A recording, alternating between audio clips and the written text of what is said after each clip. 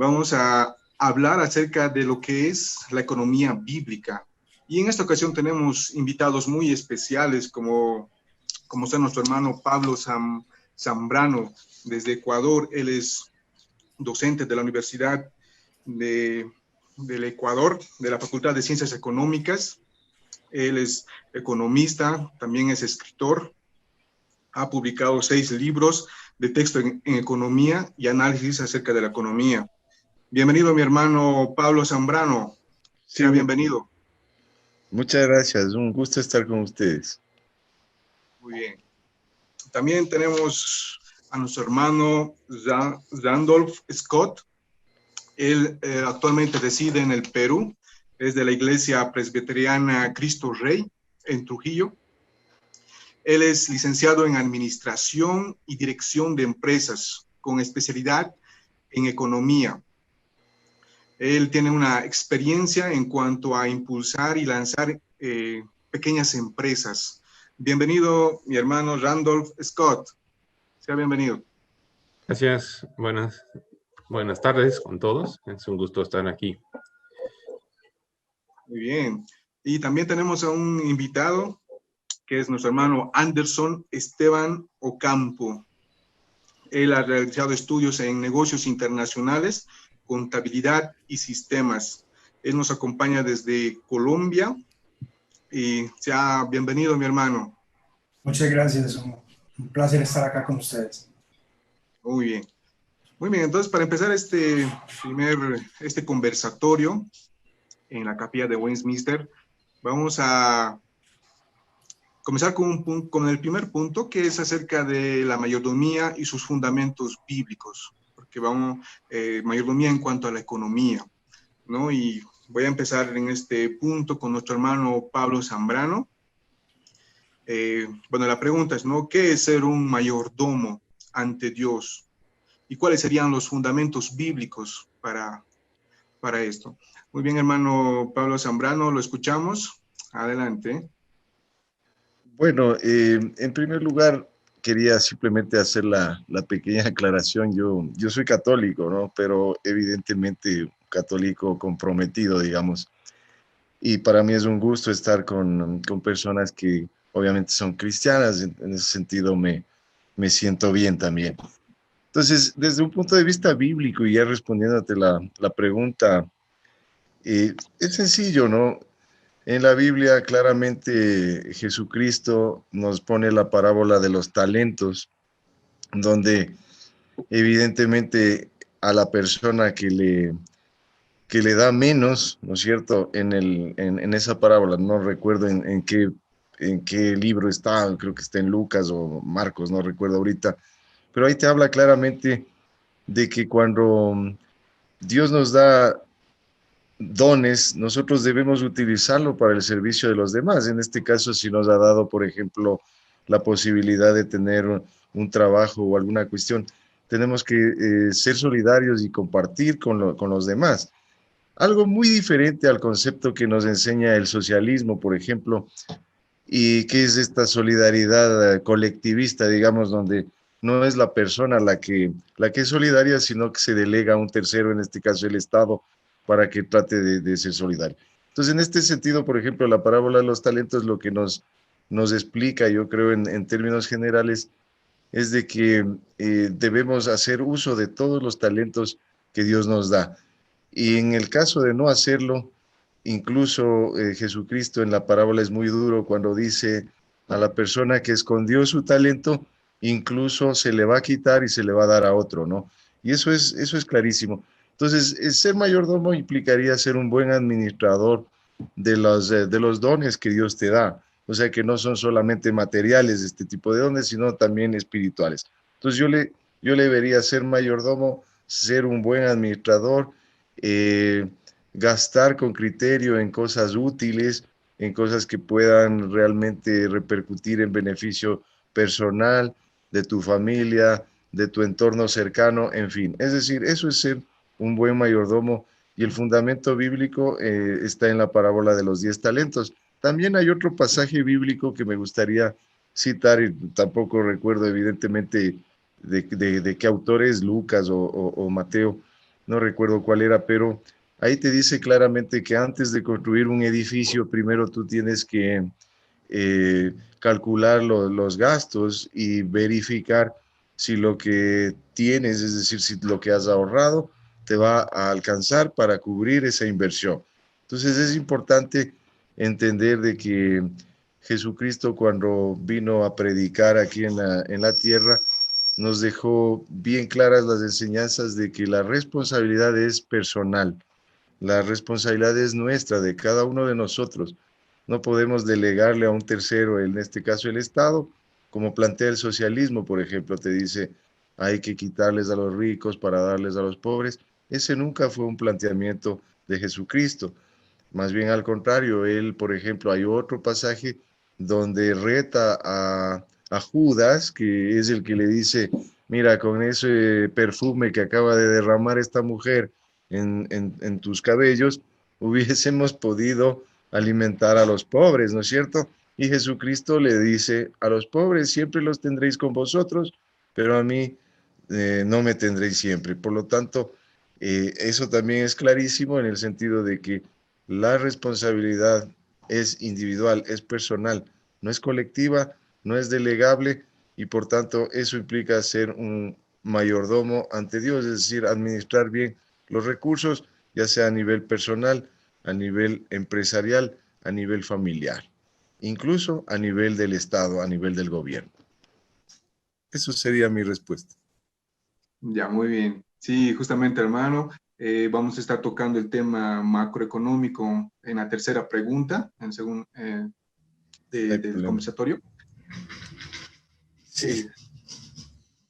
Y bueno, para seguir avanzando, vamos a ahora escuchar a nuestro hermano Randolph Scott, ¿no?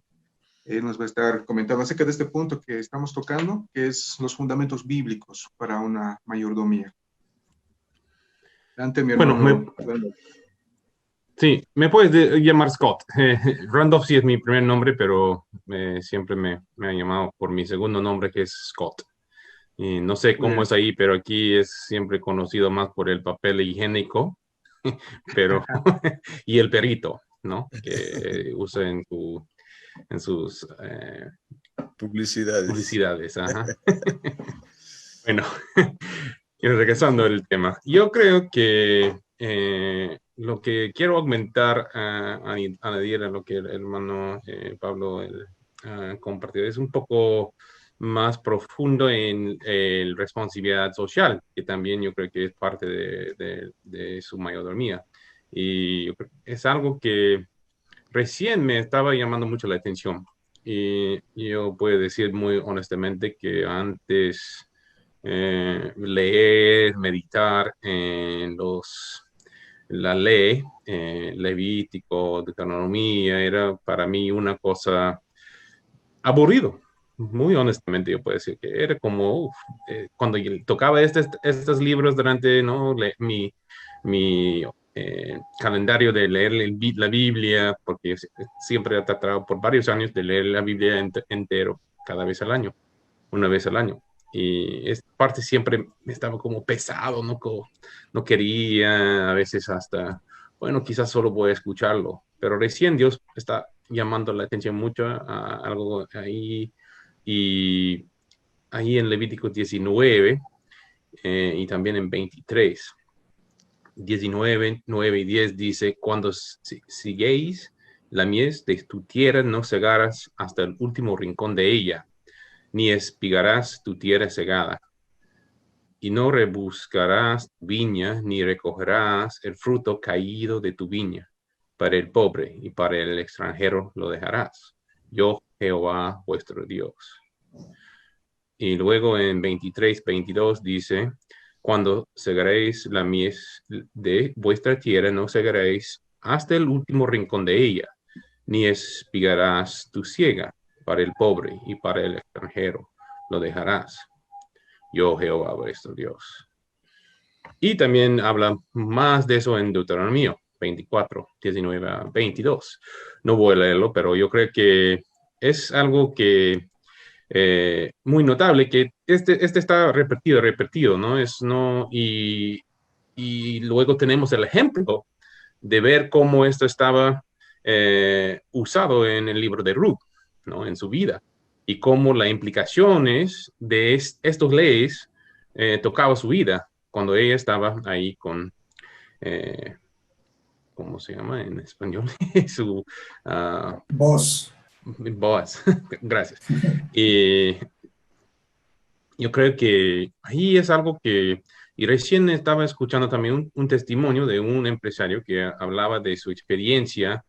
Él tenía su negocio de prendas y tenía una caja grande lleno de segundos, decimos en inglés, no sé cómo se dice, si dice lo mismo, ¿no? Que eran Segundas.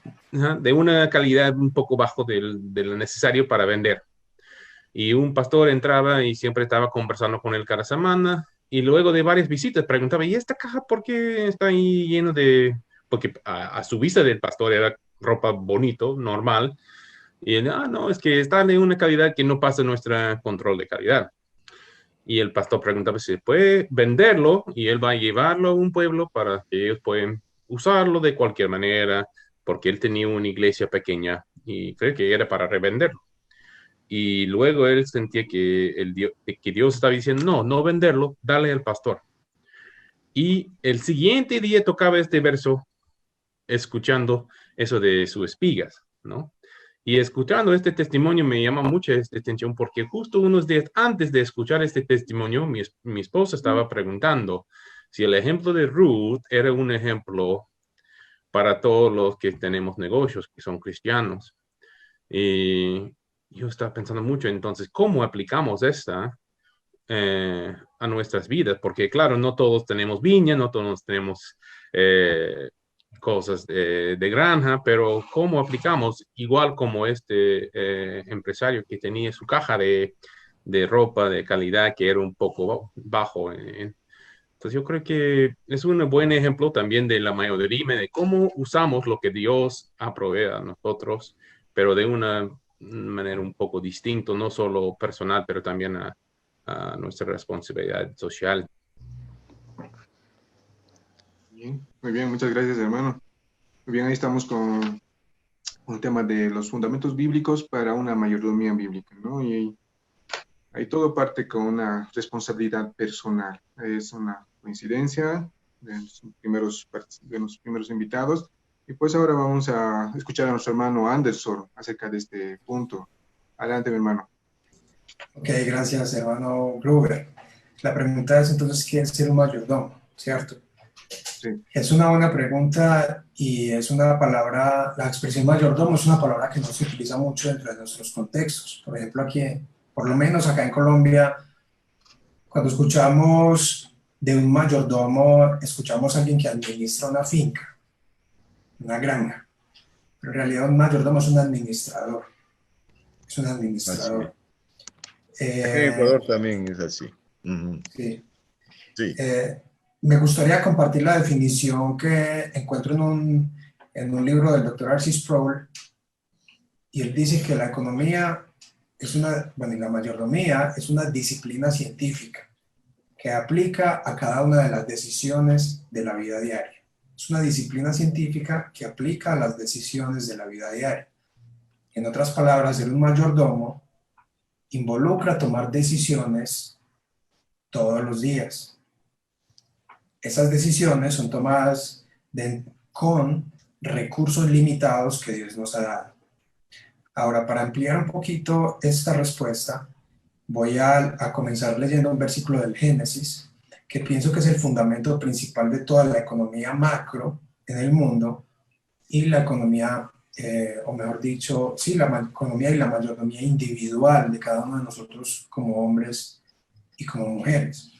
Es en Génesis 1, 28, que el Señor dice, y los bendijo Dios y les dijo, fructificad y multiplicaos, llenad la tierra y sojuzgad, señoread en los peces de la mar, en las aves de los cielos y en todas las bestias que se mueven sobre la tierra. Al inicio de la creación, el Señor quería que el ser humano gobernara, señorear, o como dicen en Norteamérica, master things, para ser dueños de cosas. Eso era sobre los animales, y uno de los primeros ejemplos es cuando el Señor le trae los animales a Adán en el jardín, y Adán, como símbolo de autoridad y de mayordomía o administración, los nombra. Probablemente allí entonces él tuvo que hacer un ejercicio científico de observación. Esa es la verdadera ciencia, tiene que ver con observar, tomar datos, categorizar cosas. Eso habla entonces de autoridad.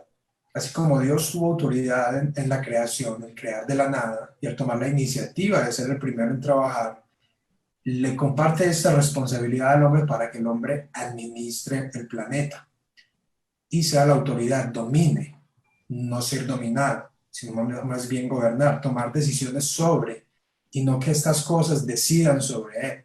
Por ahí hay un dicho que dice que si usted no ha decidido qué hacer hoy, otro lo hará por usted.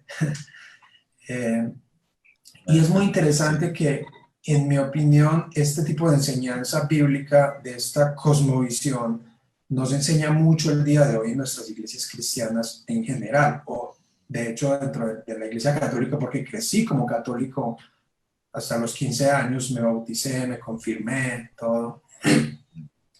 Y este pensamiento, esta forma de ver las cosas, le da una dignidad distinta al ser humano en cuanto a su labor y su rol dentro de la sociedad. A veces asumimos que cuando Dios creó el mundo, todo el planeta, todo el globo terráqueo era hermoso, abundante y fecundo, pero no es así. Lo que era hermoso, abundante y fecundo era el jardín del Edén. El hombre se suponía que debía producir, laborarlo y trabajarlo y llevar eso al resto del mundo. Por eso cuando entra el pecado, el hombre tiene que sudar y trabajar mucho más duro. El punto es que Dios puso al hombre para que tomara decisiones dentro de recursos limitados de tiempo. Los días siempre han sido de 24 horas. Espacio, el hombre no se puede clonar y estar en varios lugares al mismo tiempo. De capital, el hombre no puede sembrar aguacates en el mismo espacio en donde siembra arroz o cualquier otra cosa. Entonces, todo tiene que ver con tomar decisiones.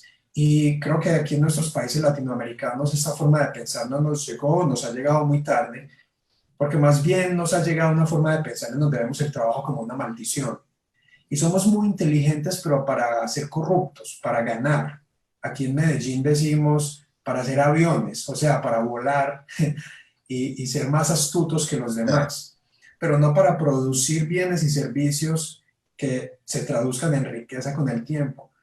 Yo creo que eso ha venido cambiando con la influencia del Evangelio y la influencia de los negocios europeos y norteamericanos que han venido a funcionar acá, que tienen una forma de trabajar y de producir muy diferente. Pero entonces, para responder la pregunta, en resumen, ser un mayordomo es ser alguien que toma decisiones diario, teniendo en cuenta los recursos limitados que tiene con el fin de agradar a Dios. Amén. Muchas gracias, hermano. Muy interesante el aporte. Bueno, ahí está una parte de la definición de qué es ser un mayordomo. Según en un contexto cristiano, una visión cristiana es ser un administrador, ¿no? De la naturaleza, de las cosas que el Señor nos ha encomendado. Y es importante notar esto en el mandato cultural o en Génesis, que mi hermano menciona, debemos someter, sojuzgar, ¿no? Lo creado. Pero es interesante notar que no estamos llamados como cristianos a sojuzgar a otros hombres, ¿no? A tener dominio sobre otros hombres, que es generalmente una ideología que se postura como es el socialismo. Vemos que tener una visión cristiana va en contra de una ideología, ¿no? Y bueno, avanzando en este asunto en cuanto a la economía, la redundancia, hablemos acerca de la deuda, ¿no?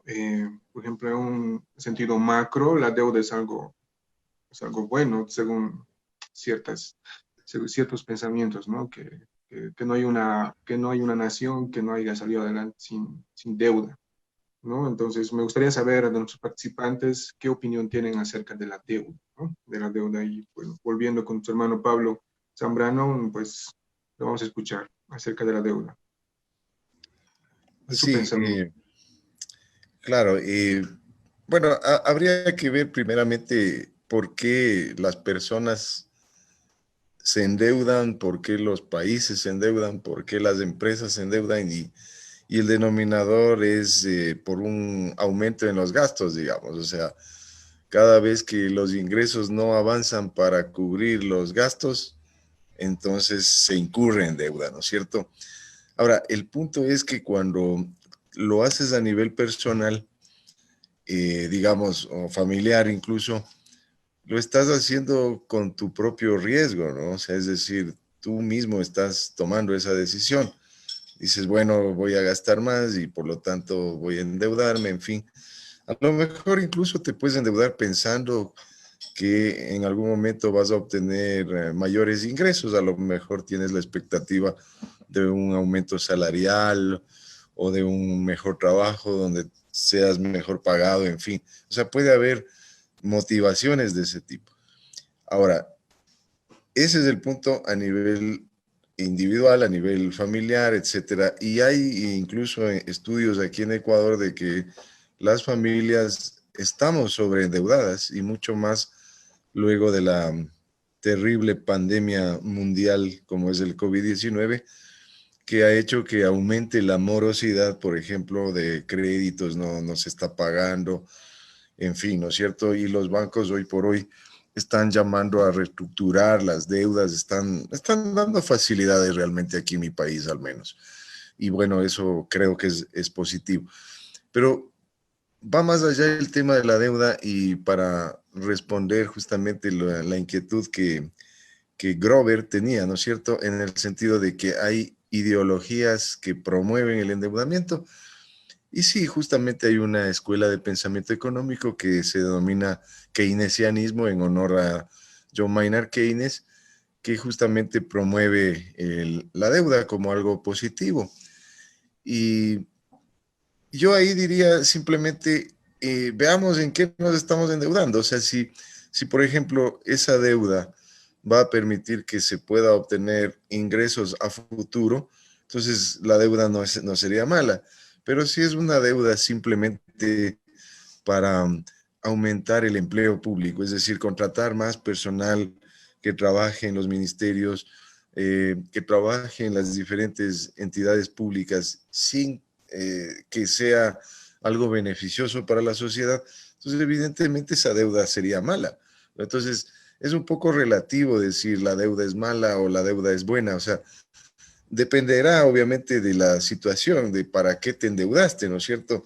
Si te endeudas como persona, como familia, como empresa o como Estado para obtener ingresos adicionales a futuro. Ejemplo, tú puedes decir muy bien, yo me voy a endeudar, voy a comprar unas computadoras, con estas computadoras yo voy a producir libros, voy a producir revistas, eso me va a dejar una utilidad. Muy bien, está muy bien tu deuda. Pero si en cambio te estás endeudando para pagar fiestas de 15 años, fiestas de, ¿no es cierto? Evidentemente ese tipo de deuda es algo malo, es un gasto improductivo. Entonces, eso hay que mirar realmente. Si la deuda es para algo productivo, no le vería mal. Pero si la deuda es para algo improductivo, sí le vería mal. Y lo que sí es criticable es el tema del endeudamiento a nivel público, a nivel del Estado, porque ese endeudamiento generalmente es malo y paga temas de corrupción que lo estamos sintiendo mucho en nuestros países, políticos corruptos que han hecho de la política un negocio más que una forma de servir, se endeudan, ¿no es cierto? Y en base a eso obtienen altas comisiones, en fin, y dejan con problemas a los futuros gobiernos, a las futuras generaciones, porque ese tipo de deuda no es retribuida. Ya lo vivimos en América Latina, la famosa crisis de la deuda de los años 80, donde efectivamente ha habido moratorias, incluso en mi país, por ejemplo, en Ecuador, antes de la dolarización, en el año 98, 99, entramos en ese problema del default que se llama cuando dices no puedo pagar y entonces se te cierra el crédito, en fin. Entonces, en definitiva, yo diría que mucho más importante que pensar en el endeudamiento es pensar en reducir los gastos, tanto a nivel personal, a nivel familiar, a nivel empresarial, como a nivel del gobierno. O sea, siempre se debe tratar de recortar los gastos y vivir, como bien decía el hermano Anderson de Colombia, vivir con los recursos escasos, ¿no es cierto?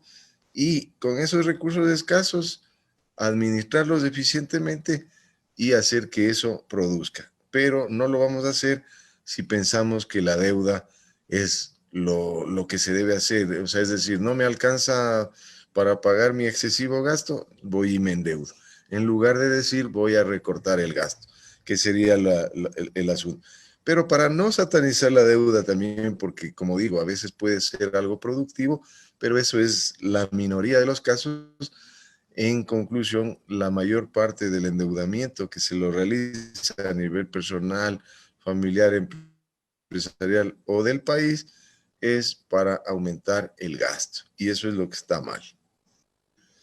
Eso sería mi intervención para que continúen los panelistas.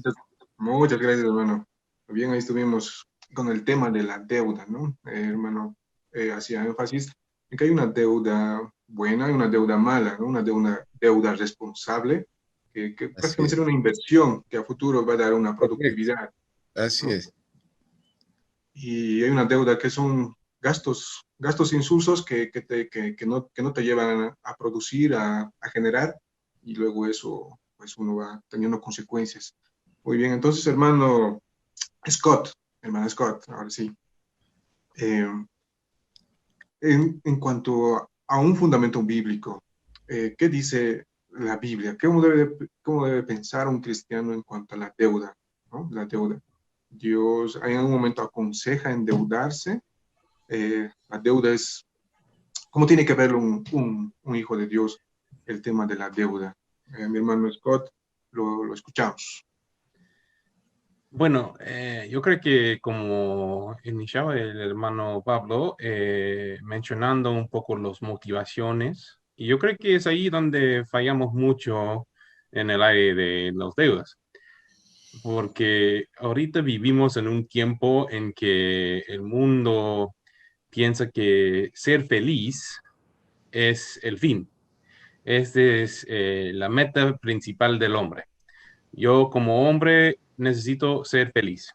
Y para ser feliz, debo tener las cosas que yo quiero, porque eso es como voy a ser feliz.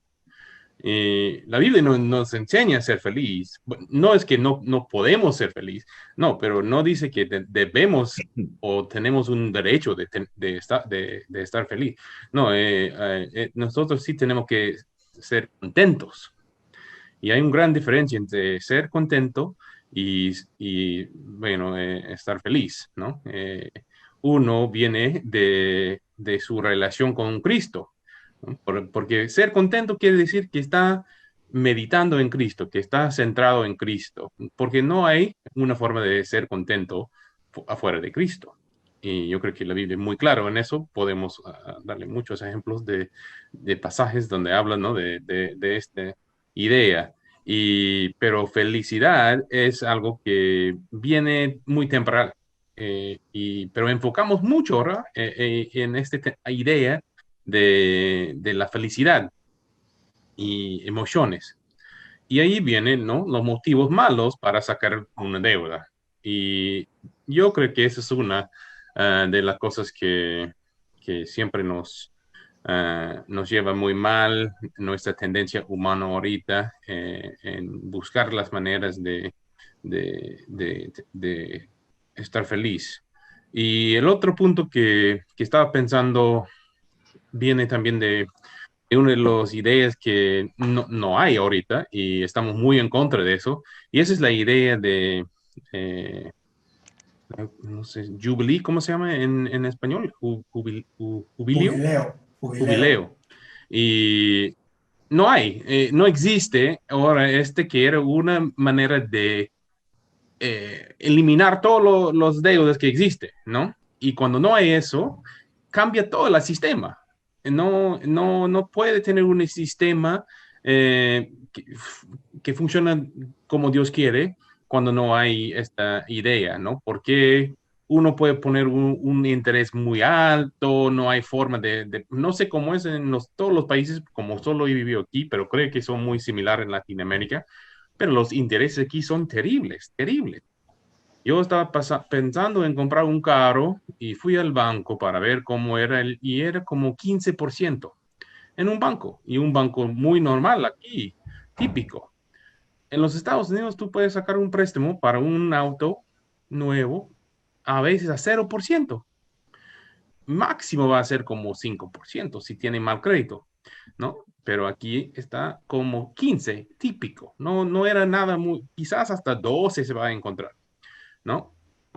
Y yo creo que esas cosas, y esos no son tan terribles como otros. Tú puedes sacar un préstamo del banco muy típico aquí y pagar unos intereses, no sé hasta cuánto, porque yo estaba calculando una vez y era como 250%, algo es increíble, ni tenía sentido, pero la gente haga, porque no sabe cómo calcular esas cosas y no tiene el costumbre de ahorrar, ¿no? Y yo creo que muchos de esos problemas vienen porque el sistema está tan corrupto y está muy contra de lo que dice la Biblia, ¿no? En el tema de cobrar un interés justo, eso está muy fuera del típico. Y también de no tener tiempo, de solo tener 7 años para cancelar una deuda y ahí está, sí o sí, no existe. Cambia mucho todo el sistema, ¿no? Si uno sabe que yo voy a prestar este dinero, pero solo tiene 7 años para cancelarlo, y a veces no ni 7 años, porque si saca un préstamo unos años antes, ¿no? Y yo creo que había unos problemas también en eso, pero eso no sé cómo funcionaba, pero es una cosa que yo creo que es interesante y cambia mucho nuestras ideas de cómo endeudarnos o no, pero yo estoy muy de acuerdo en lo que ha dicho el hermano Pablo.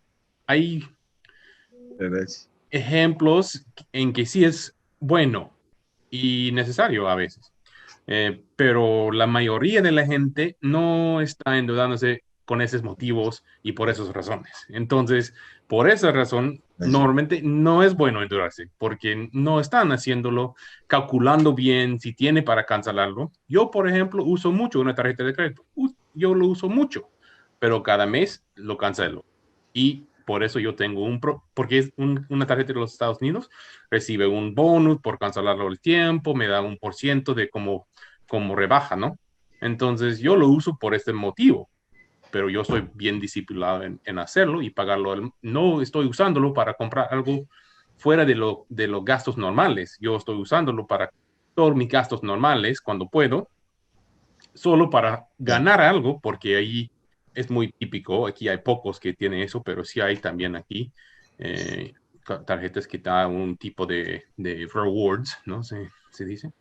Entonces, pero eso no es el Recompensas. típico. Ajá, Recompensas.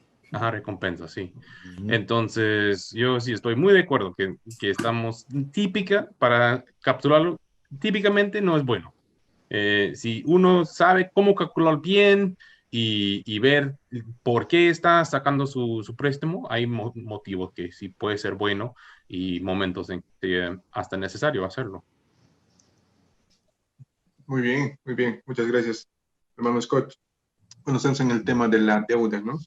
Acerca de, bueno, hay una coincidencia, hay una deuda buena y una deuda mala, ¿no? Y como hijos de Dios, como buenos mayordomos, debemos ser administradores, ¿no? Y no, bueno, vamos a terminar de escuchar a nuestro hermano Anderson acerca de este tema, acerca de la deuda. Adelante, mi hermano Anderson. En el tema de la deuda, primero que todo tengo experiencia en estar endeudado. Yo creo que cuando uno, por lo menos aquí, cuando uno está joven, uno no aprende o sea, si uno supiera que lo que tiene en el bolsillo le pertenece a Dios, tal vez uno fuera más consciente de decidir mejor. Pero ni siquiera 12 años en el sistema educativo nos enseñan a administrar el dinero. Ni siquiera en la universidad, la gran mayoría, practican lo que es realizar un presupuesto mensual o anual para sus familias y tener un control de sus gastos, por lo menos tener un proyecto de cómo administrar el dinero. En lo que he estudiado acerca de la deuda, de acuerdo a la Biblia, me he encontrado con dos formas de pensar, la que es blanca y negra y la que tiene gris. La que es blanca y negra dice que la deuda es absolutamente mala y que los cristianos debemos evitarla al máximo. Por lo tanto, si yo deseo comprar un automóvil o una vivienda, debo ahorrar el dinero primero y comprarla en efectivo. De lo contrario, si yo me involucro en una deuda, estoy pecando contra Dios. La justificación para esa posición, esa interpretación es que la Biblia nos dice que no nos hagamos esclavos de los hombres y que el que le debe al que le presta es su esclavo. Y Dios no quiere que seamos esclavos sino solamente de Cristo. Entonces algunas personas creen esa posición. Yo estoy más por el otro lado de que la vida no es tan blanca y negra. En la vida hay aspectos muy grises donde necesitamos saber qué hacer. Por ejemplo, en la ley de Moisés, la deuda no era promovida, pero era regulada. Ellos no podían cobrarle intereses a los del mismo pueblo. Y en el ejemplo que ponía Scott ahora de Ruth, los dueños de las plantaciones, por decirlo así, tenían que permitir que los pobres recogieran lo que sobraba. Habían ciertas leyes que regulaban esos aspectos económicos. Y como mencionó también Pablo Zambrano al principio, en casi todas las parábolas de Cristo se habla de dinero. Hay alguien en deuda, se le perdona una deuda, es el mayordomo infiel, los talentos, en casi todas se habla de dinero. Yo creo que si lo miramos desde ese punto de vista, cuando nosotros, por lo menos acá en Latinoamérica, luchamos tanto para conseguir una casa propia, y esa es una de las consecuencias económicas del pecado, la escasez. Tenemos escasez y diariamente luchamos con la escasez. Luchamos por nunca llegar a ser pobres. Los que tienen dinero luchan por sostener su abundancia. Y ese problema de la escasez nos lleva a la deuda. Es que si yo tengo que pagar renta mensualmente, yo soy un esclavo del dueño de la casa porque yo le tengo que pagar a él mensualmente. O sea, yo ya tengo una deuda. El problema es que el dinero se va para el dueño de la casa. No lo estoy ahorrando ni lo estoy invirtiendo. Pero si yo invierto en una casa haciendo un préstamo y el dinero que invierto mensualmente en pagar esa vivienda, entonces es tal vez lo que estaban hablando hace un momento, es una deuda que es buena, porque es una inversión. Uh-huh. Ahora, de nuevo, por otro lado, la mayoría de la deuda, eso es a nivel individual. La mayoría de la deuda son deudas por deseos, no por necesidades. Deseamos un carro mejor, deseamos mejor ropa, deseamos cosas que no necesitamos y no ahorramos, sino que nos esclavizamos a un banco. Que los bancos tienen una ley de usura, aquí por ejemplo creo que es el 2 y algo %. Sin embargo es muy alto. Aquí en Colombia, aunque tengas una cuenta de ahorros, te cobran mensualmente por ahorrar. O sea, usted tiene $100 en su cuenta de ahorro. Dentro de un mes va a tener $95 porque le están cobrando mensualmente solo por tener su cuenta de ahorros. Entonces no tiene sentido. La estructura económica que tenemos aquí es de esclavitud. Pero a nivel macro, también nuestros sistemas ateos, porque yo creo que a nuestros gobiernos no les interesa gobernar para Dios, se inclinan más a la distribución y a la deuda de la nación. Primero que todo, el gobierno nunca produce nada. El gobierno asume un rol de administrar los impuestos del pueblo, pero el gobierno no produce nada. El gobierno depende de la producción de los empresarios y de los trabajadores. Aquí, por ejemplo, hace un par de semanas en la ciudad donde vivo, en Medellín, se han creado 3 subsecretarías adicionales: subsecretaría de la no violencia, subsecretaría de la protección animal y subsecretaría para la garantización de los derechos a los LGTBI. La pregunta es, ¿de dónde va a salir el dinero para contratar a todos los empleados que van a hacer el trabajo en esas secretarías? Es obvio que sale de los impuestos de las personas, porque el gobierno no puede producir nada. Pero si nuestra ciudad ya está endeudada por medio de las construcciones, por medio de los acueductos que hacen, los buses eléctricos, el metro, etcétera, simplemente se está incurriendo en más y más deuda, una deuda que es mala, que eventualmente, pues ya ustedes saben que la historia ha demostrado qué pasa cuando una nación no puede pagar su deuda. Y aquí una nota, creo que muy práctica, es que actualmente el mundo en general, y creo que los creyentes también, tienden a mirar a las instituciones como sus redentores. Y la reciente pandemia nos ha demostrado de que ante la crisis económica, las personas han volteado a mirar al gobierno como su rescatista, como su redentor y salvador, para que el gobierno les regale dinero, regale muchas cosas. Y todo eso no es el producto de la generosidad de las personas, porque en Latinoamérica no podemos ser generosos porque ya nos meten mucho la mano al bolsillo con muchos impuestos y cargas. Entonces, esa generosidad es del gobierno que en realidad, sin pedirle permiso a los empresarios y trabajadores, le mete la mano al bolsillo para darle a otras personas. Ese no es el pensamiento bíblico de la deuda. Y bueno, en resumen, creo que deberíamos apuntar a no tener ninguna deuda, a manejar una tarjeta de crédito como un medio de pago, como Scott la maneja, un medio de pago, no un medio de dinero, porque solo Dios puede crear de la nada. Y cuando entramos a la deuda o usamos la tarjeta de crédito, estamos creando de la nada y eso generalmente sí termina siendo negativo para nosotros cuando no lo hacemos por una razón válida. Eso sería entonces lo que pienso acerca de eso. Muy bien, amén. Muy bien, mi hermano Anderson.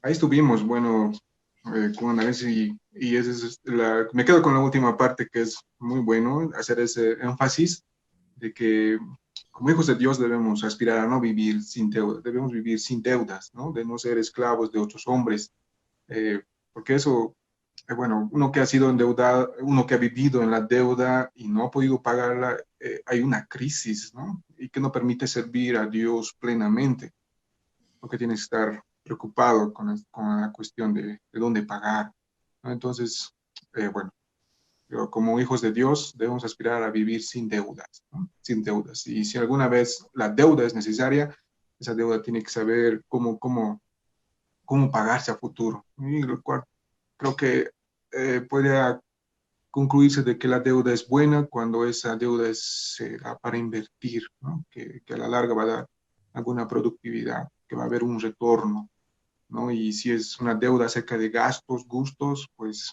no es bíblico y de ahí se falla en la mayordomía, ¿no? Muy bien, pasemos entonces a nuestro último punto. Creo que aquí en este punto último vamos a extendernos un poco más. Es acerca del papel del Estado. Vamos a hablar a nivel macro del Estado en cuanto a la economía, ¿no?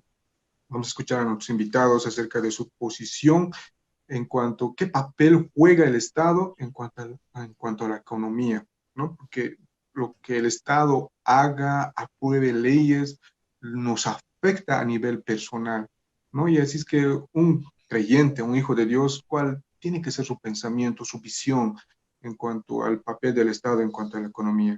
Bien, entonces vamos a empezar con nuestro hermano Pablo Zambrano en cuanto a qué rol juega el Estado, cuál es el papel del Estado en cuanto a la economía.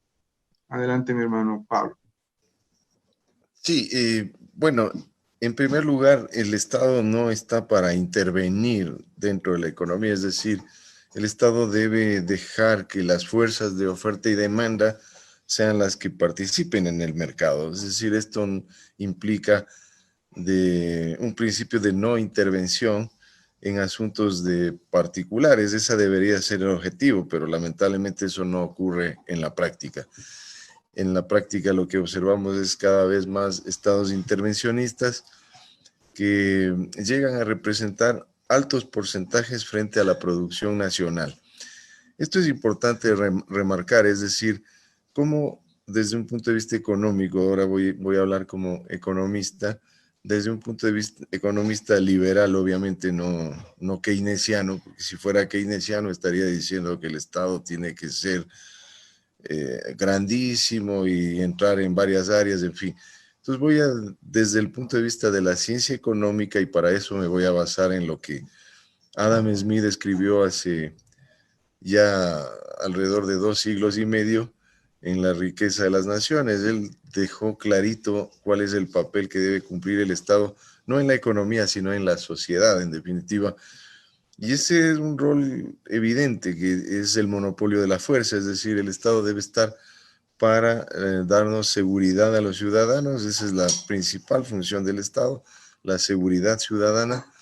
Luego tenemos también la defensa nacional, es decir, defendernos de intromisión de extranjeros, digamos, al país, de ejércitos extranjeros, en fin, que es la defensa nacional. Seguridad ciudadana, defensa nacional. La justicia también es una actividad propia del Estado. Seguridad, justicia, defensa nacional. Y Adam Smith también dijo, el Estado también está para entrar en aquellas actividades que no son de interés de los privados hacerlo. Por ejemplo, construir una calle. A ningún empresario privado le va a interesar hacer una calle, hacer un parque, en fin, esas son actividades propias del Estado.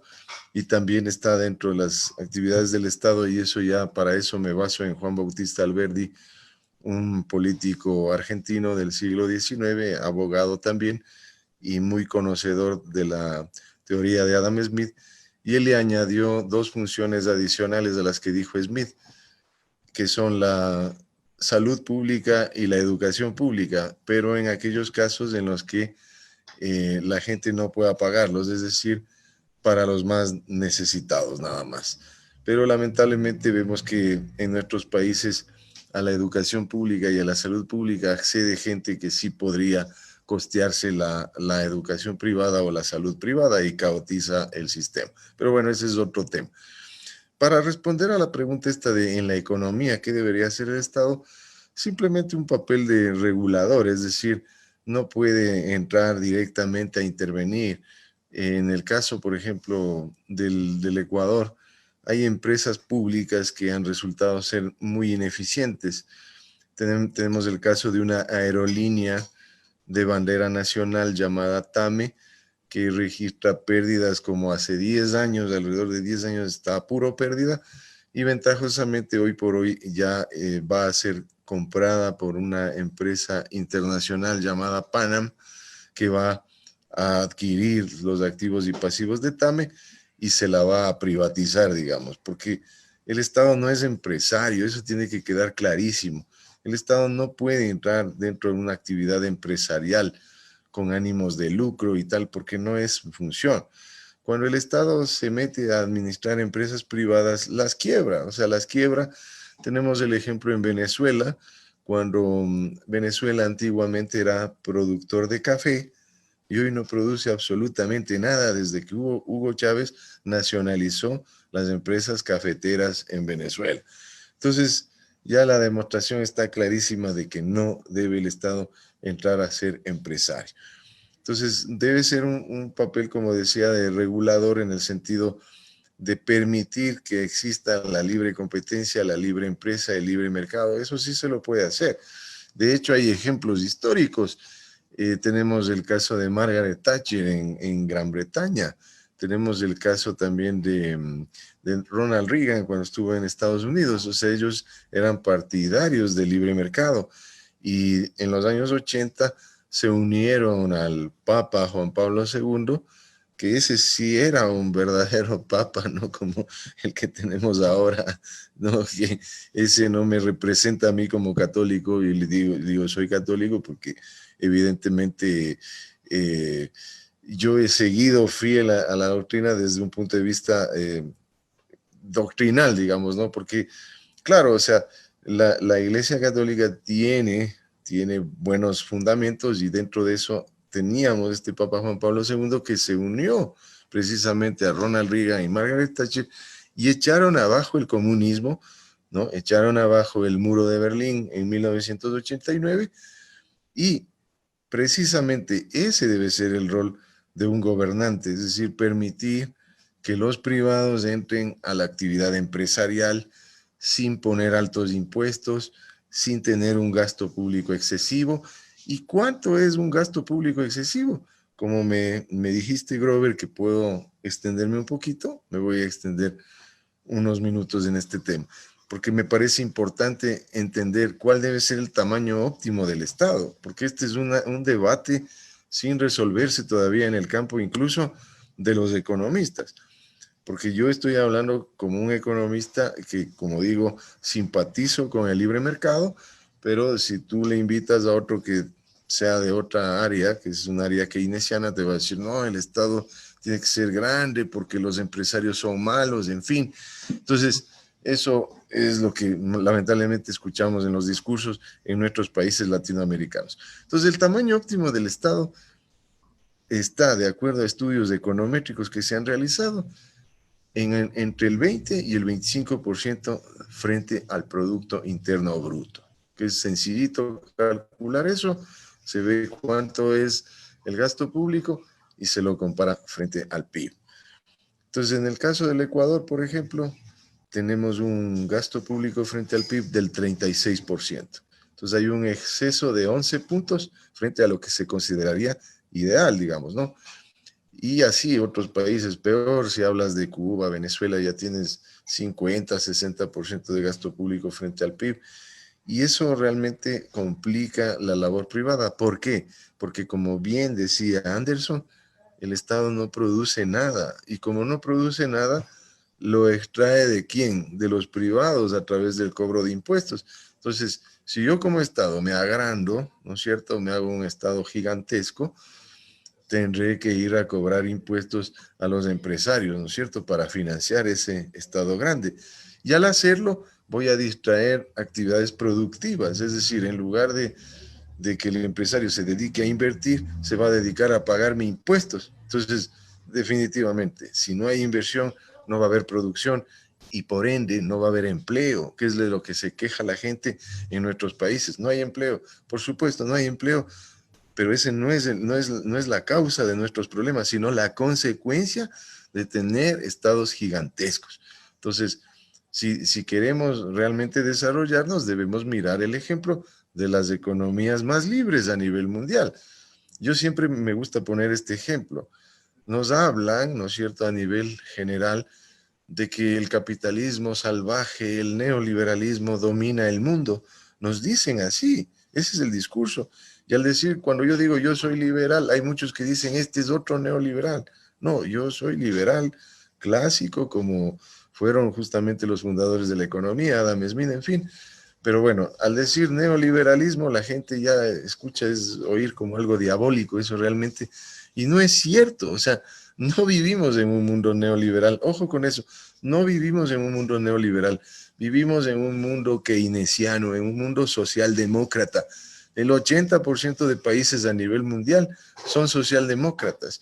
¿Y de qué me baso para decir eso? Simplemente busquemos el índice de libertad económica de las 200 economías que hay en el mundo.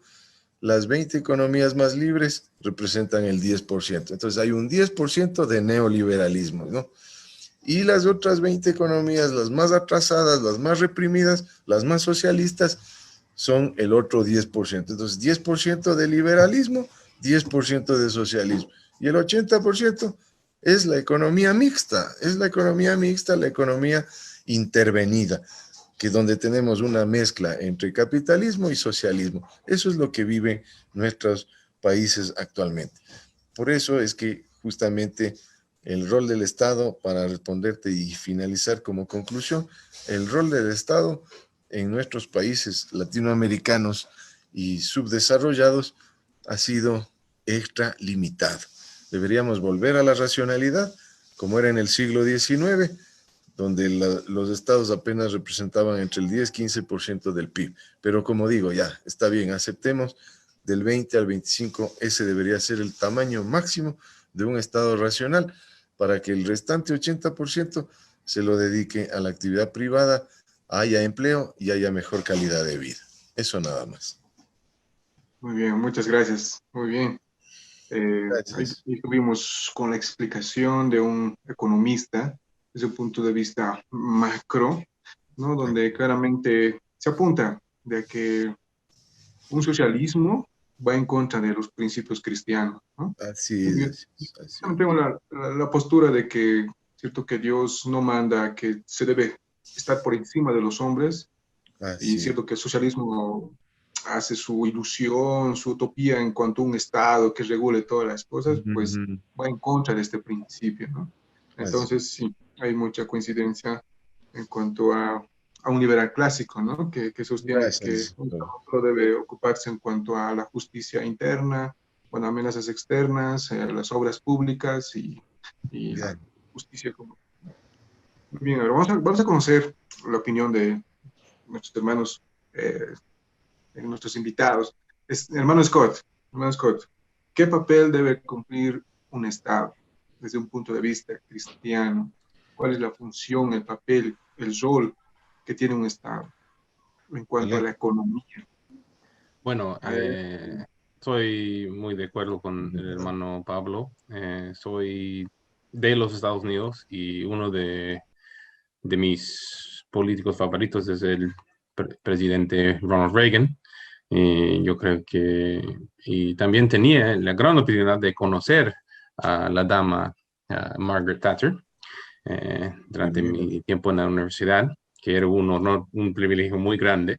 Eh, y bueno, yo creo que sí, ellos son un ejemplos muy, muy buenos, pero yo creo que el problema que viene en todo sistema de gobierno es que estamos viviendo en un mundo caído. Y capitalismo funciona perfecto en un mundo sin pecado, pero no existe. Eh, Igual, socialismo puede funcionar en un mundo utópico, ¿no? Pero no vivimos en un mundo que está sin pecado. Entonces, ahí viene todo los problema, ¿no? Y yo creo que podemos ver en el mundo lo que es pobreza, cualquier problema, y es resultado del pecado, ¿no? Y hay, bueno, yo ah, estoy sí, es cierto. ah, muy eh, interesada en lo que publica un grupo que se llama Chalmers Center, que viene de una universidad en los Estados Unidos que se llama Covenant College en Tennessee. Y ellos tienen varios libros que hablan de cómo podemos apoyar. Uno de sus libros más conocidos se llama Apoyar sin hacer daño, más o menos. O cuando el apoyo hace daño, creo que se traduce así, más o menos.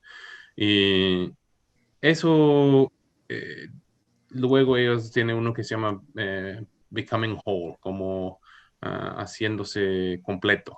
Y o, bueno, todo lo que ellos hablan es de el efecto en la economía macro del caído, ¿no?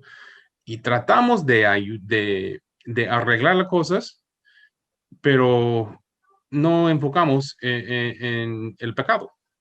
Entonces, ese es igual el problema en tener un Estado que tiene mucho poder, si no, si está en un Estado que está lleno de pecado, estamos como estamos. ¿Por qué? Porque aquí en Perú pero no sé mucho de la historia de los otros países, pero como tengo aquí ya Son similares siete, todos. Todos creo que nuestros sí. países son similares. Sí, Pero no sé si sí, sí. tanto como Lo Perú, mismo. porque ahora Sí, tenemos sí, sí. 5 presidentes que están, bueno, uno que se sucedió y 4 más que han tenido tiempo en cárcel. De los últimos 6, entonces, y uno más que el que está ahorita, que está a pena de ser impeached, ¿cómo se dice? Destituido, Ajá. destituido, Entonces, destituido. estamos siempre de los últimos 30 años con presidentes que nadie tiene confianza, solo su partido, nadie más. Y hasta ellos a veces no creo que también tienen confianza. Entonces, es ahí donde vienen todos los problemas. Sí, claro, podemos eh, tener buenas ideas, buenos programas para el gobierno. Yo creo que mucho de lo que el hermano Edison mencionaba, que recién ha hecho en su país, puede ser de muy útil, pero eso no quiere decir que es necesario. como un rol del Estado.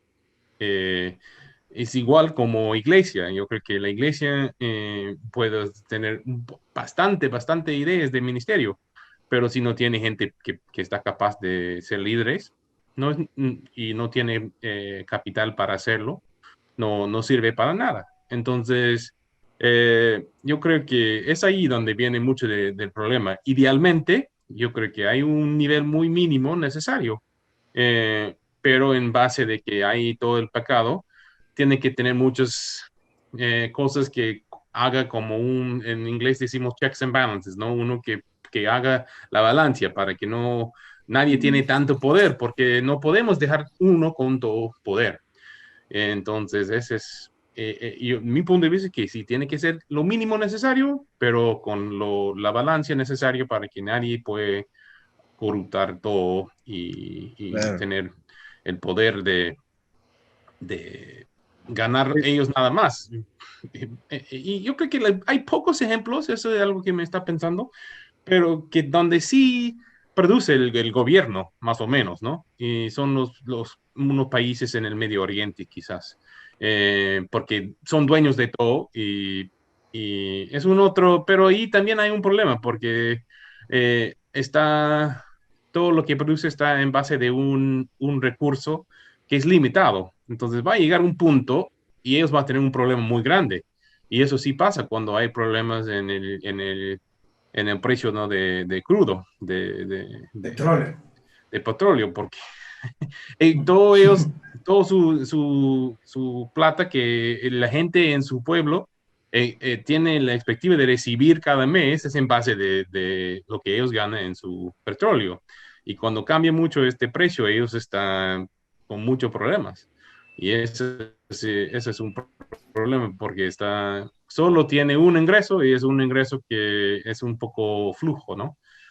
También limitado. Entonces, tampoco no es ideal funcionar así tampoco. Y ahí tiene una vida muy rara la gente, ¿no? Porque tampoco no hay la necesidad de empleo porque todo recibe, es muy raro. Yo tengo amigos que han vivido ahí y han trabajado ahí porque otras personas vienen a trabajar porque los ciudadanos no tienen que trabajar. Es muy, muy raro cómo funcionaba ahí su sistema, pero igual no creo que es algo sostenible. Entonces es otro problema que va a venir en un cierto punto en el futuro. Pero sí, bueno, como digo, yo creo que lo ideal es mínimo con los balances necesarios para controlar todo lo que está ahí. Y yo creo que también es muy necesario tener eh, tiempos limitados para lo que sirven en el gobierno. Yo creo que ese es un problema que está pasando en los Estados Unidos ahorita, porque hay gente que ha servido mucho tiempo y de mi punto de vista ahí también hay un problema. Y otro que yo creo que será muy bueno es que no se puede hacer leyes y dar a ellos mismos una manera de no aplicar la ley a ellos, porque a veces eso también haga y yo creo que esa es otra cosa que no debe existir. El gobierno debe solo tener la oportunidad de poner una ley que también aplica a ellos. Y bueno, creo que estoy un poco lejos de su punto original, pero sí es lo que estoy pensando en base de este tema. Me gustaría aprovechar, hermano Scott, de su trasfondo norteamericano. Tengo entendido que Norteamérica en su fundación fue influenciado mucho por los puritanos y en su mayoría, bueno, los puritanos eran calvinistas y una de sus doctrinas era la depravación total del hombre, ¿no? Que el hombre está depravado, caído, en pecado. Entonces, a un hombre caído no se le puede otorgar poder, tanto poder. Y es por eso que en el origen de la revolución en Estados Unidos ha nacido con un estado muy limitado, porque no podía tener poder, porque digamos, la concepción, el pensamiento de esa sociedad era que el hombre es corrupto por naturaleza y por tanto no se le puede, es un peligro otorgarle poder. Y es por eso que digamos, la prosperidad de Estados Unidos, tengo entendido que tiene su origen, ¿no? Sí. Por eso es la gran diferencia entre Norteamérica y lo que es la parte de Sudamérica, ¿no? Obvio. mucho tiene que ver, digamos, que cuánto se ha aplicado la Biblia, digamos, a partir de la Biblia se ha partido para generar una sociedad. Sí, del inicio sí era Que- con una influencia muy grande en el país. Y hay muchos libros que hablan de este tema. Y hasta gente que era, ¿cómo se llama? Teísticos, Dietistas, como, ¿ah? Ate- teístas, ateo, No, no teístas. ateo, no, porque sí teístas. creí, ajá, teístas, ajá, como Thomas Jefferson, por ejemplo. No, no era creyente, pero sí creía en un Dios, ¿no? Pero no un Dios de la Biblia. Y, eh, Deísta. ajá, De- entonces, pero también como tenía algo similar, trabajaba mucho con Benjamin Franklin y otros, ¿no? Que sí tenía origen más como puritanos. Y sí, era algo que era en los principios muy importante en todos los documentos que ellos han hecho, como es la Constitución, la Declaración de Independencia. Y, bueno, sí, yo también estoy de acuerdo. Yo puedo mirar el pecado, aunque tengo un hijo de 1 año, y bueno, es a- todo bellezo, pero él está ahí sentado con su comida en su mano, me mira y lo haga así para botarlo en el piso. Y eso es muy obvio que él sabe que yo no quiero que él haga eso. Y yo puedo decir, no, no hagas eso. Y me miras y bota. Que eso es pecado, no, no hay otra decisión. Entonces él nació con esta tendencia. Yo no estoy enseñándolo a hacer eso, él nació con esa tendencia. Entonces yo creo Así que es. es algo muy, cuando no se ve con en inglés decimos con los lentes rosas, ¿no? Rosadas, cuando no está mirando solo pensando que es un hijo pequeño, Angelito. que, ajá, todo chocho, como dice, sí, ¿no? Aquí no, se puede notar que sí, nació con pecado en su corazón y solo Dios y Cristo puede cambiar eso, ¿no? Y bueno, Así estoy es. orando mucho que Dios haga eso en su futuro muy pronto. Así es, sí, ahí vemos una gran diferencia, ¿no? Una ideología socialista piensa como él concibe al hombre bueno por naturaleza, entonces ese hombre puede regular, gobernar sobre otros hombres porque desea lo bueno, ¿no? Porque esa es su esperanza, creo, de esta ideología que Y en muchas normalmente... ocasiones empezó así. Eh, Siempre empieza así. Y muy pronto va muy mal, como ahorita lamentablemente está pasando en Venezuela, ¿no? Así es. Muy bien, muchas gracias, hermano Scott. Ahora vamos a pasar a escuchar a nuestro hermano Anderson. Adelante, mi hermano. bueno, todo lo que han dicho ¿Qué es un juego? es muy acertado, muy acertado. Y lo que acabaste de mencionar al final era exactamente con lo que venía pensando y es en la naturaleza humana. La comparativa que haces entre el socialismo y el libre mercado, que prefiero usar más libre mercado que capitalismo, porque creo que capitalismo hoy en día no significa lo mismo que significaba hace unos 100 años o 200. Así es. Esa es la cosa, el concepto de la policía o de la fuerza está desde el Génesis. Cuando el Señor expulsa a Adán y Eva, ellos no se van tristes como lo muestran el arte, ellos no van tristes y arrepentidos, ellos van enojados porque querían volver al jardín a tomar del árbol de la vida eterna. Entonces el Señor pone 2 ángeles con unas espadas. Se dice que esas espadas representan a la fuerza terrenal que protege la vida de los hombres de otros hombres, que eventualmente se manifiesta después de que Noé sale del arca, cuando le dice, desmandaré la vida de un hombre. Si un animal o un hombre mata a un hombre, entonces otro hombre tomará la vida de ellos. No es venganza, sino que sería alguien que tenga esa responsabilidad, que sería el Estado. Finalmente, en el Nuevo Testamento, Pablo, dentro del Imperio Romano, describe que el magistrado lleva la daga o el cuchillo no en vano. Esto Así era para coercionar e implementar fuerza y orden en la sociedad, proteger el ser humano de otro ser humano. Y esta es la cosa. El libre mercado cree que el ser humano nace corrupto, Por lo tanto, implementa la fuerza. La fuerza permite que lo proteja de otros seres humanos y esto lo deja vivir en un ambiente de seguridad donde pueda producir, decidir cómo educar su familia, decidir en qué trabajar, decidir en qué vocación trabajar, decidir qué tipo de empresa hacer y eventualmente tener riqueza. Y con la riqueza ser generoso y regalar a otras naciones o a otras personas.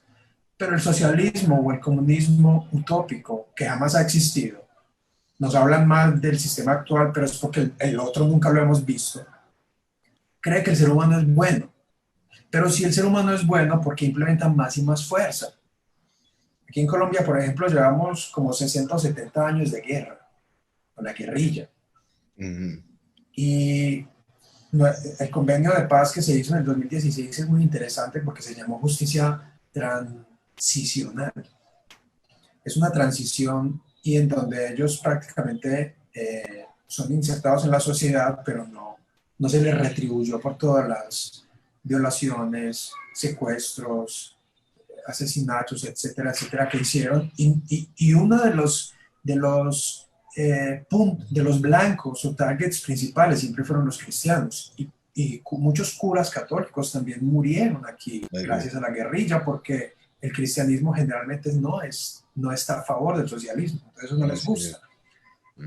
Entonces aquí ahorita tenemos a la policía, tenemos al ejército, y aparte de eso tenemos a otras personas que son colaboradores del espacio público, y los podemos ver en las calles.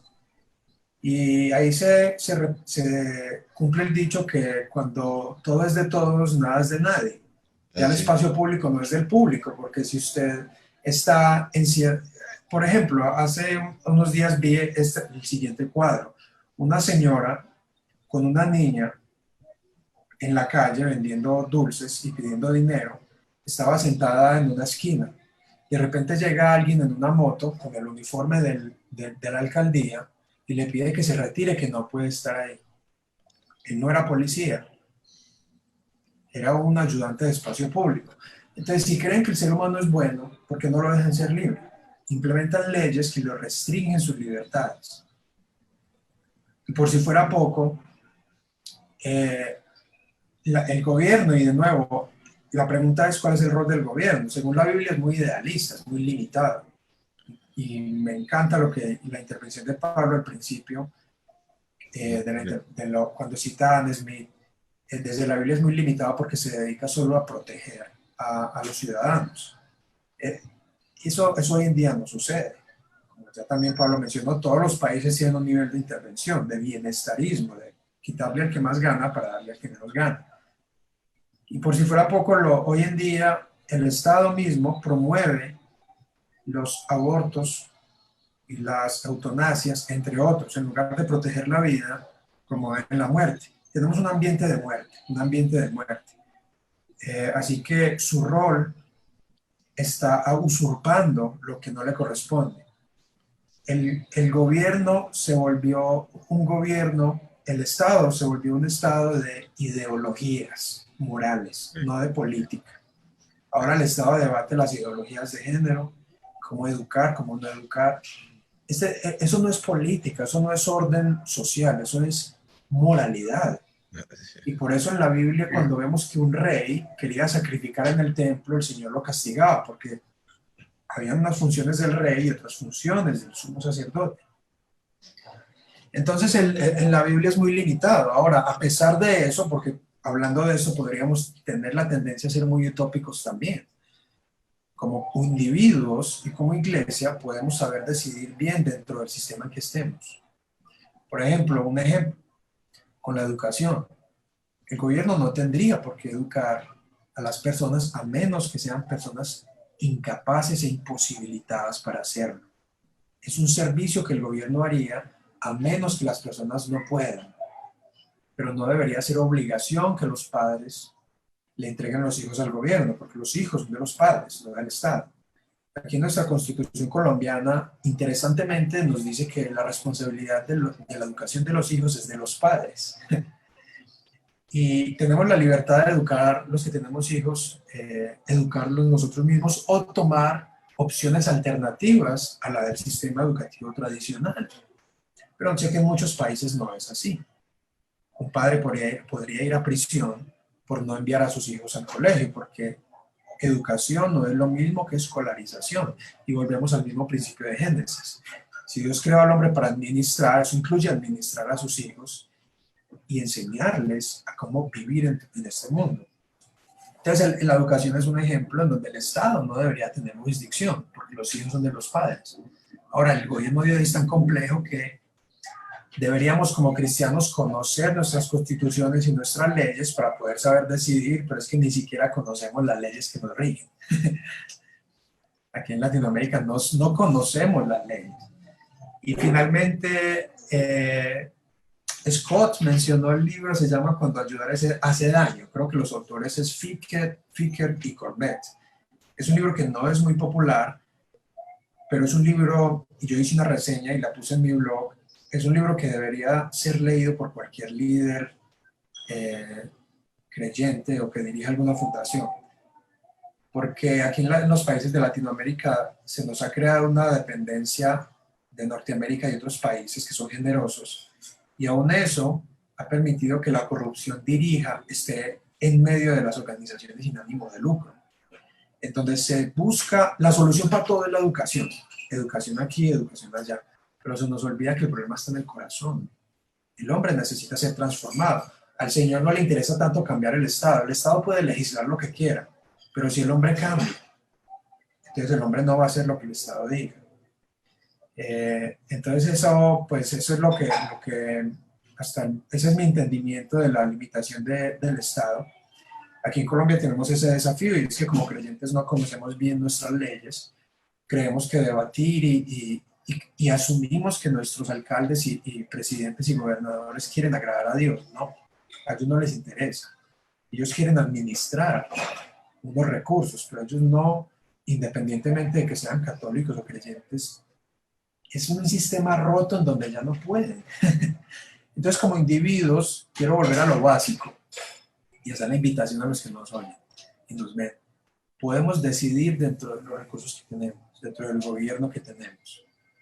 Y a veces es difícil, pero podemos si buscamos la guía de Dios y conocer en qué sistema vivimos. Muy bien, muchas gracias, hermano Anderson. Bueno, con todo lo que hasta ahora se comentó en cuanto a este último punto, el rol del Estado, creo que se podría concluir que bíblicamente, cristianamente, desde una visión cristiana, el rol del Estado no tiene incumbencia en cuanto a la economía, ¿no? Porque lo único que va a hacer es perjudicar a los individuos de esa sociedad, ¿no? Y también nuestro hermano ya mencionó que tampoco en la educación, ¿no? Y así también se puede mencionar en la salud y todo eso.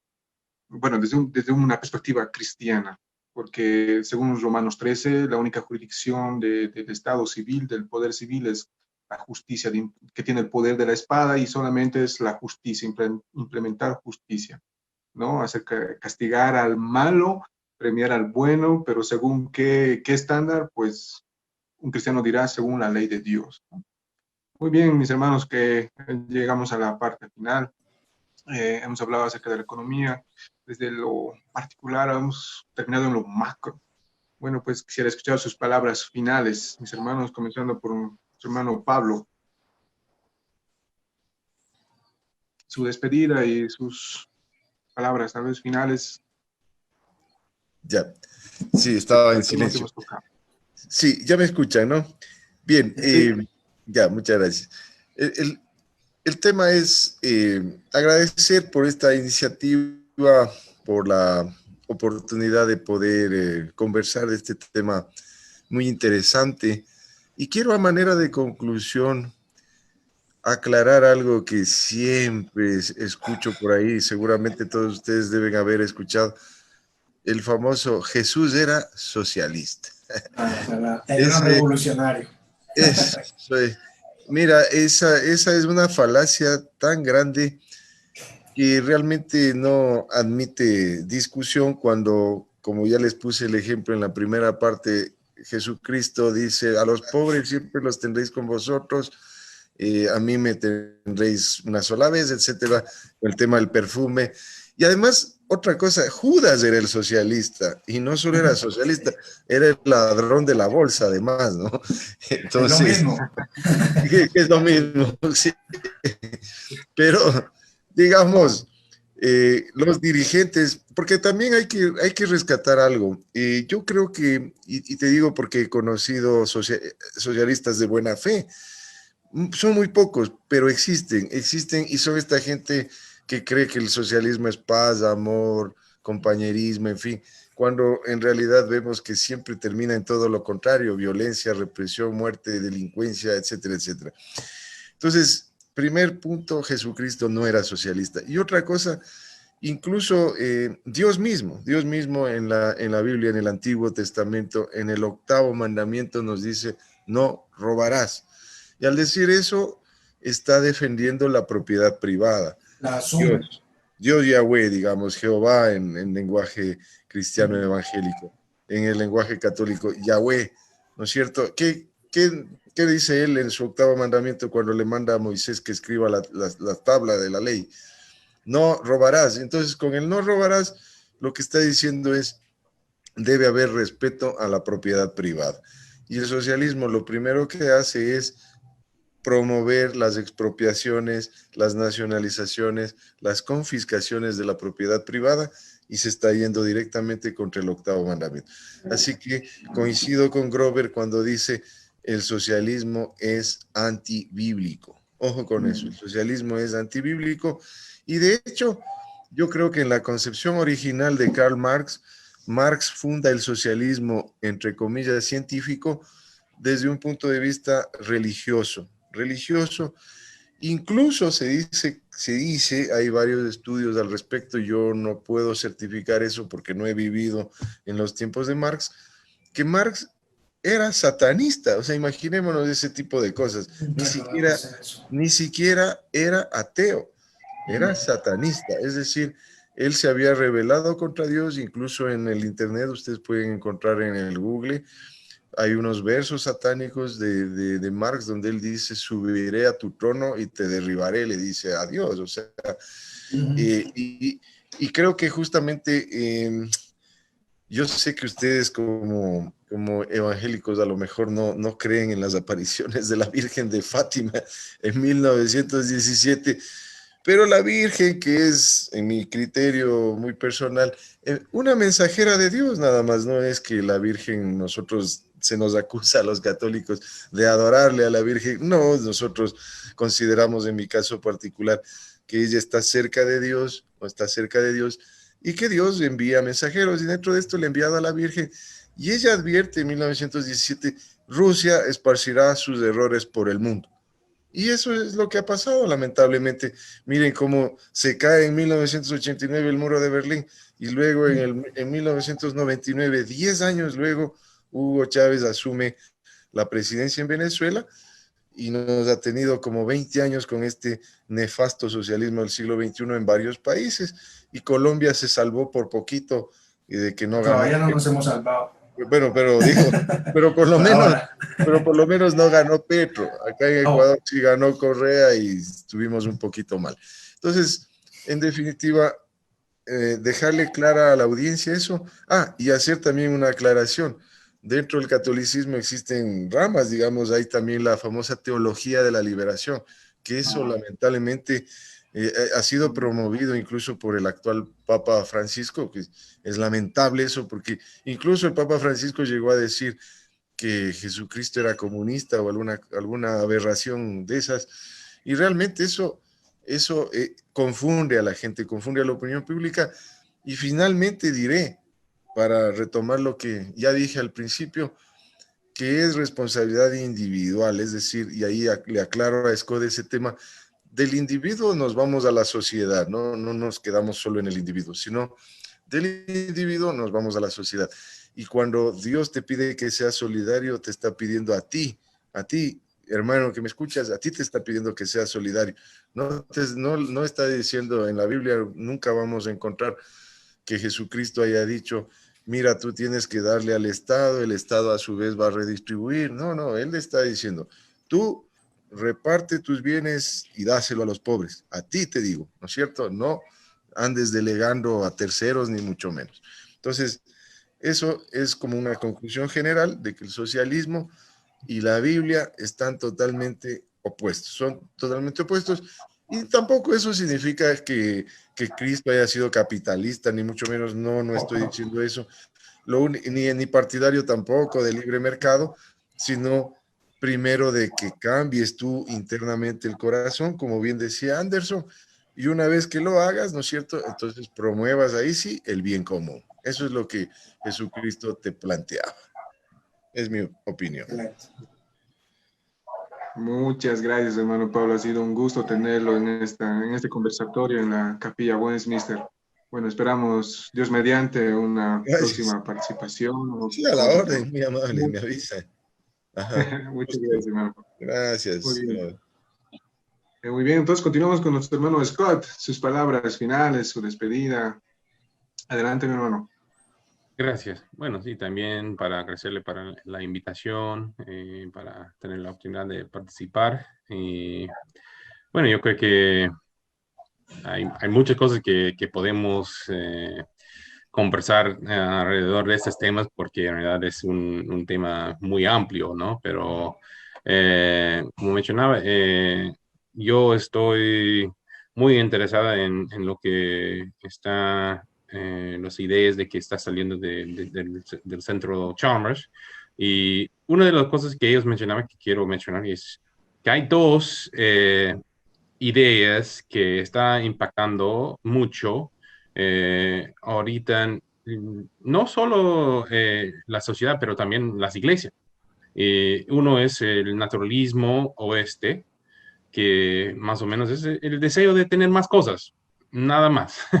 Es una cosa que, y eso también viene del caído, ¿no? Estamos cada día, en inglés decimos que queremos tener lo que tiene los Joneses, ¿no? Que todo quiere tener lo que su vecino tiene, ¿no? Estamos mirando para ver, mira qué nuevo, yo quiero también.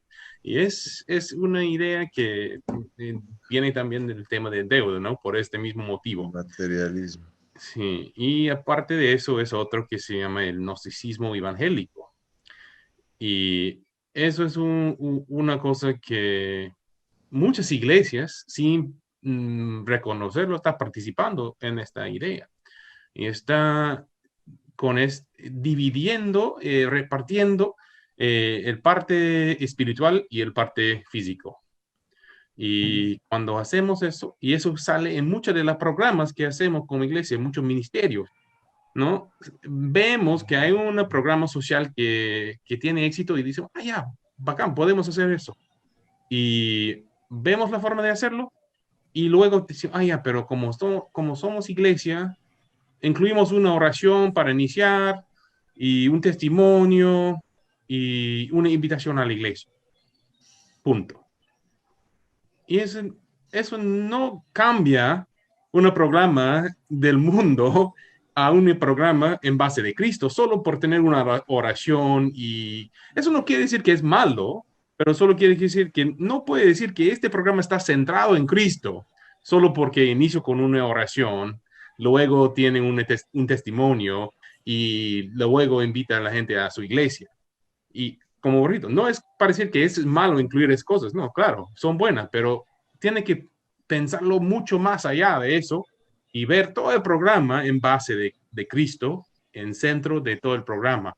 Y yo creo que eso es lo que muchos estamos fallando en eso. Y en base de eso, separamos y tenemos como un día que es domingo y a veces un tarde, quizás miércoles, donde vamos y dividimos nuestra también vida en estas ideas, ¿no? Y participamos en un culto el domingo en la mañana y luego un tarde de la semana, quizás para una célula o una otra reunión de la iglesia.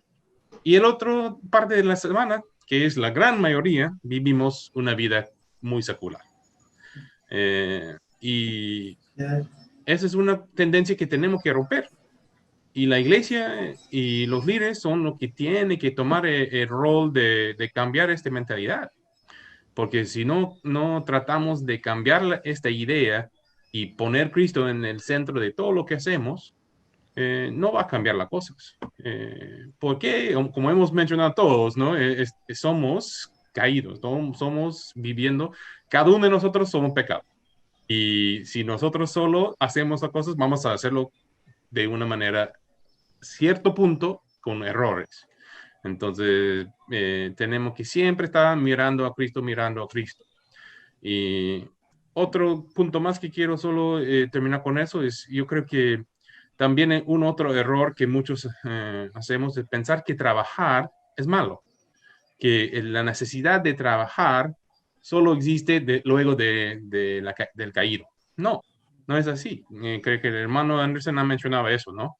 En el inicio, en el huerto, había la necesidad de trabajar.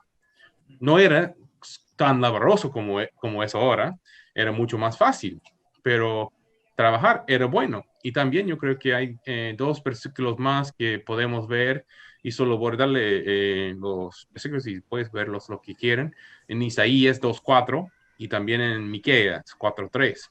Y en ambos menciona la idea de cambiar las espadas a los asadones, o creo que en otro dice rejas de arado.